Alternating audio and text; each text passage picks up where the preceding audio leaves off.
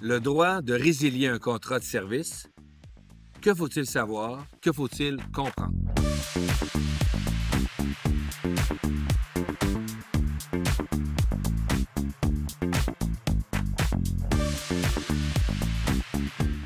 Le Code civil du Québec, qui est la loi qui encadre les rapports privés entre les individus, a des dispositions intéressantes en matière de contrat de service. Et je pense qu'il faudrait y porter une attention particulière, surtout lorsqu'on on est un prestataire ou lorsqu'on offre des services. Et lorsqu'on les reçoit, bien, il est bien de savoir un peu aussi quels sont nos droits. Le contrat de service prévoit que la personne qui reçoit le service peut résilier unilatéralement, à tout moment, le contrat de service qu'elle a avec un prestataire de service. Alors, je vais vous donner un exemple. Vous êtes designer intérieur, vous êtes architecte, peu importe, vous êtes peintre. On vous demande un peintre en bâtiment, on vous demande de venir peinturer. On vous dit, moi, j'aurais besoin d'un contrat important. J'aimerais ça que tu viennes peinturer l'ensemble de mon building. C'est un contrat de 2 mois. Donc, le peintre dit, parfait, je vais venir de telle date à telle date. Le peintre réserve 2 mois de son année pour ça. On s'entend sur le prix. Une semaine avant le début des travaux, la personne qui engageait le peintre dit, non, désolé, je résilie le contrat.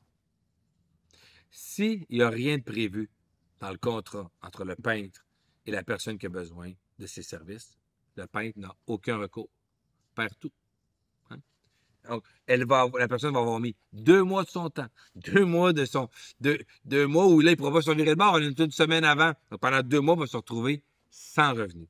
Mais le Code civil du Québec, à l'article 21-25, est clair. La personne qui reçoit le service peut résilier unilatéralement et elle est obligée de payer uniquement les frais ou le travail qui aurait déjà été entamé.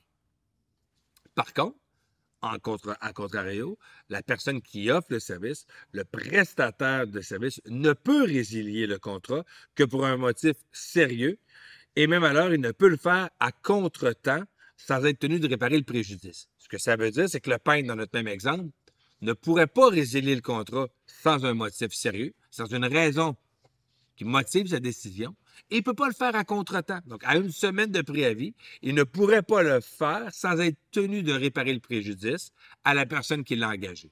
Alors, prenons mon exemple de peintre. Qu'est-ce que ça pourrait être? Le peintre en question pourrait dire, bien, écoutez, moi, la personne qui a engagé le peintre pourrait dire, il fallait absolument que je termine la peinture pour l'ouverture de mon restaurant, par exemple.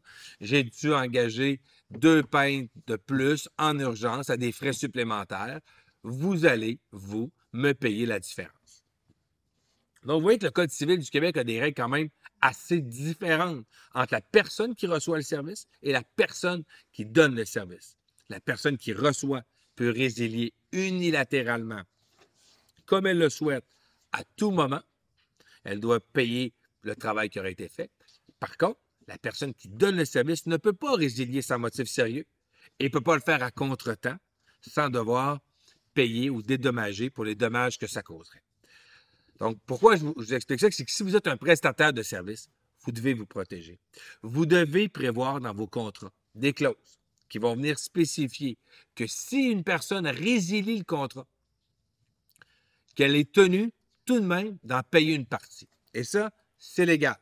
Même si le Code civil prévoit que la personne qui reçoit le service peut résilier à tout moment, comme elle le souhaite, il est possible de prévoir dans le contrat que la personne prestataire de service peut dire, écoutez, si vous résiliez le contrat une semaine avant, vous allez être tenu de me payer l'équivalent de 30 40 du contrat, de mettre une pénalité, de dire si vous résiliez 2 jours avant, il y a une pénalité équivalent à 40 du contrat qui équivaut à 5 000 par exemple.